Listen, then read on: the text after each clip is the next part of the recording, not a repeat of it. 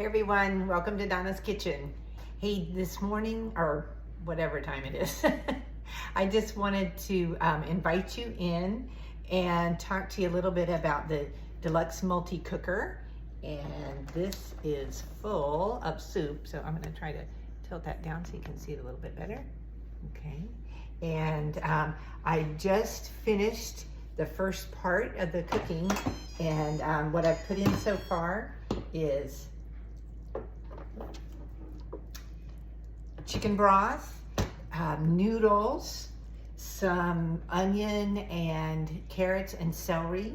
So while I was chopping up carrots and celery anyway, I went ahead and chopped up some more for later. So that's a good prep ahead tip, whatever else you got. Now what I also did was when I put the chicken in, I forgot to take any chicken out. So I just put in some frozen chicken breast.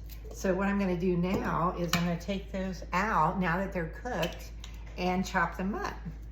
So while that is happening, I put half the broth in while it was cooking, and we're gonna put the other half in. So, but what I love here is that the cooking instructions are exactly the same using the frozen or the fresh. It might take just a little bit longer to get up to pressure, but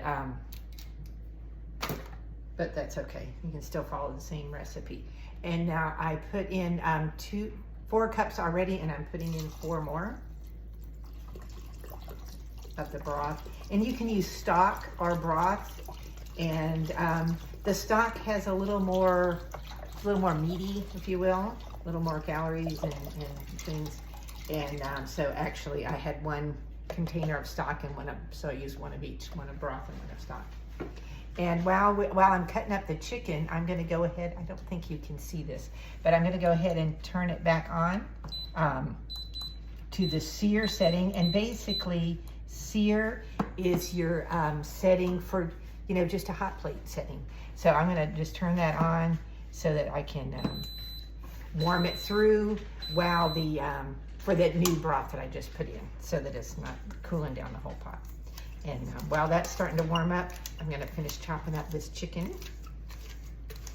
You guys have the salad choppers. I hardly ever use them for salad, truthfully. I almost always use them for meat. And good idea to put it in a bowl, because then it kind of captures everything. You could do it in here, but it'd just be a little bit too soupy, I think, to worry about that. But if you had something else that wasn't soupy, like maybe a pork tenderloin, and you were gonna do that as for barbecue sandwiches, you could chop it right in that bowl. And it's kind of, I like to do them backwards, but I guess they're kind of designed to go this way, but I feel like I have more control over them when I flip them around. All right, so just a few chops through that, and those are getting down to the smaller bite-sized pieces. Okay, and then we're gonna knock some of those out. All right, so I'm gonna put those back in. I think I need a scraper.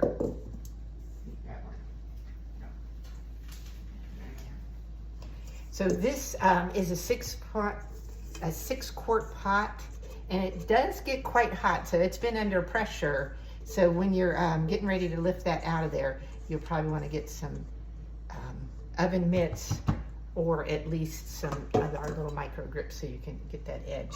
But then just put the chicken back in. Let me move this over here so you can see it a little bit better. Oh, there you can see it. So it has 4 carrots chopped up, 2 stalks of celery, a small onion, some thyme, and a couple of cloves of garlic, along with the stock. All right, so it's a pretty simple recipe. You put it all in there. You put it on custom for 6 minutes, and then turn it on to the pressure setting. Now, I'm going to move this out of the way.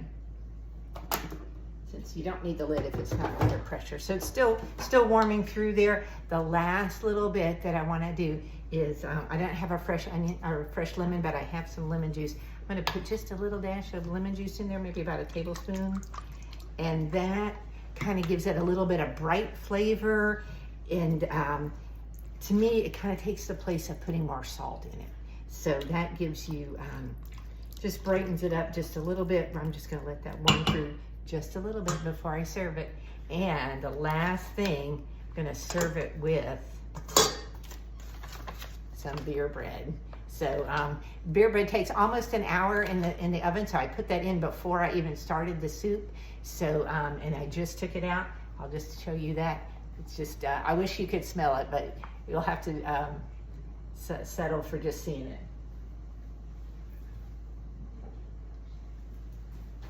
Isn't that beautiful? All right, and that has 2 ingredients: a can of beer and 1 pouch of the beer bread. Thanks for watching.